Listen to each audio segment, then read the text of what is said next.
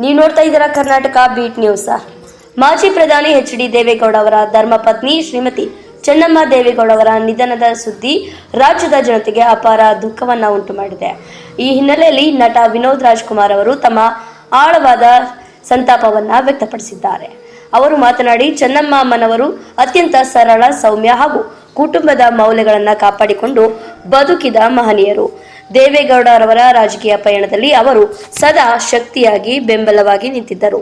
ಅವರ ಅಗಲಿಕೆ ದೇವೇಗೌಡರ ಕುಟುಂಬಕ್ಕೆ ಮಾತ್ರವಲ್ಲ, ಇಡೀ ಕರ್ನಾಟಕಕ್ಕೆ ತುಂಬಲಾರದ ನಷ್ಟವಾಗಿದೆ ಎಂದು ಹೇಳಿದರು.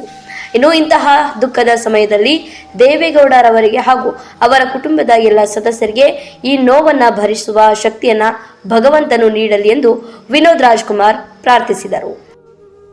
ಅಮ್ಮ ಚೆನ್ನಮ್ಮನವರು ಪ್ರಧಾನಿಗಳ ಧರ್ಮಪತ್ನಿಯವರು ಇವತ್ತು ನಮ್ಮ ಮುಂದಿಗಿಲ್ಲ. ಏನು ಹೇಳಬೇಕು ಅವ್ರ ಬಗ್ಗೆ ಅನ್ನುವಂಥದ್ದು ನನಗೆ ಗೊತ್ತಾಗ್ತಾ ಇಲ್ಲ. ಒಂದು ಮಾತ್ರ ನನಗೆ ಗೊತ್ತಿದ್ದು, ಪ್ರಧಾನಿಗಳನ್ನ ನಾವು ಭೇಟಿಯಾದಕ್ಕೆ ಹೋದಾಗ ಆಗಿನ ಕಾಲದಲ್ಲಿ ಅವ್ರ ಬಾಯಿನಲ್ಲಿ ಬರ್ತಾ ಇದ್ದಿರ್ತಕ್ಕಂಥ ಲಲಿತಾ ಸಹಸ್ರನಾಮ ಬಹುಶಃ ಅಷ್ಟು ಸ್ಪಷ್ಟವಾಗಿ, ಅಷ್ಟು ಸುಂದರವಾಗಿ ಯಾರೂ ಮಾತಾಡೋಕ್ಕೆ ಸಾಧ್ಯ ಇಲ್ಲ.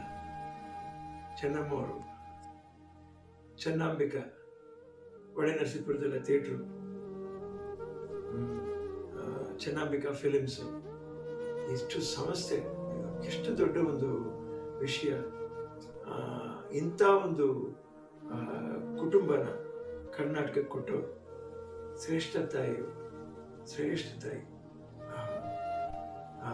ಗೌಡ್ರ ಮೇಲೆ ಅವ್ರಿಗೆ ಎಷ್ಟು ಪ್ರೀತಿ, ಎಷ್ಟು ಅಭಿಮಾನ.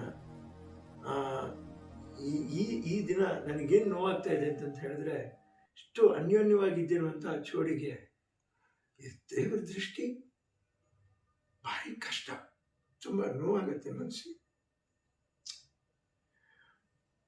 ಗೌಡ್ರ ಜೊತೆಯಲ್ಲಿ ತನ್ನ ಬೆನ್ನ ಹಿಂದೆ ಕೈ ಹಾಕೊಂಡು ನೋಡಿರೋ ನೋಟ, ಪ್ರೀತಿ. ಗೌಡ್ರು ಹೇಗೆ ಇನ್ನೂ ತಡ್ಕೋತಾರೆ. ನನ್ನ ತಾಯಿಯವ್ರ ಹತ್ರ ಅವ್ರು ಮಾತಾಡಿದಾಗಲೂ ಕೂಡ, ಅಮ್ಮ ಚೆನ್ನಾಗಿದೆಯಮ್ಮ, ನಿನ್ನ ಸಿನಿಮಾಗಳನ್ನ ನೋಡ್ತಾ ಇದ್ದೀನಮ್ಮ, ನಾನು ಮತ್ತೆ ಹತ್ರ ಸಿನಿಮಾಗಳು ಬರಲ್ಲಮ್ಮ, ಈ ಭಾವನೆಯಲ್ಲೇ ಮಾಡಿರುವಂಥವ್ರು ಅವರೆಲ್ಲ, ನನ್ನ ತಾಯಿಯವ್ರ ಕಾಲದವರು. ದೇವೇಗೌಡರು ಉತ್ತಮ ಆರೋಗ್ಯದಿಂದ ಇರಲಿ, ಈ ದುಃಖದಿಂದ ಶೀಘ್ರದಲ್ಲೇ ಹೊರಬರಲಿ. ಕರ್ನಾಟಕಕ್ಕೆ ಅವರ ಅನುಭವ ಮತ್ತು ಮಾರ್ಗದರ್ಶನ ಇನ್ನೂ ಅಗತ್ಯವಾಗಿದೆ. ಚೆನ್ನಮ್ಮನವರ ಆತ್ಮಕ್ಕೆ ಭಗವಂತ ಚಿರಶಾಂತಿ ನೀಡಲಿ ಎಂದು ಅವರು ಭಾವುಕರಾಗಿ ನುಡಿದರು. ಚೆನ್ನಮ್ಮ ಅಮ್ಮನವರ ಅಗಲಿಕೆಯಿಂದ ರಾಜ್ಯದ ರಾಜಕೀಯ, ಸಾಮಾಜಿಕ ಹಾಗೂ ಸಾಂಸ್ಕೃತಿಕ ವಲಯದ ಅನೇಕ ಗಣ್ಯರು ಸಂತಾಪವನ್ನು ಸೂಚಿಸುತ್ತಿದ್ದು, ಅವರ ಆತ್ಮಕ್ಕೆ ಶಾಂತಿ ಕೋರಿ ಪ್ರಾರ್ಥನೆಯನ್ನ ಸಲ್ಲಿಸುತ್ತಿದ್ದಾರೆ.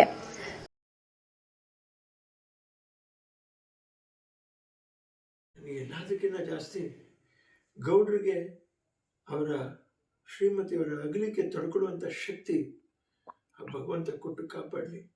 ಅವರ ಆರೋಗ್ಯಕ್ಕೆ ಯಾವ ಒಂದು ಹಾನಿ ಆಗದಿರೇ ಇರಲಿ. ಯಾಕಂದರೆ ಕರ್ನಾಟಕಕ್ಕೆ ಅವರು ತುಂಬಾ ಬೇಕು. ಈ ಪರಿಸ್ಥಿತಿಲಿ ಗೌಡರು ಹೇಗೆ ಇರಲಿ, ಅವರು ಕರ್ನಾಟಕಕ್ಕೆ ಬೇಕು.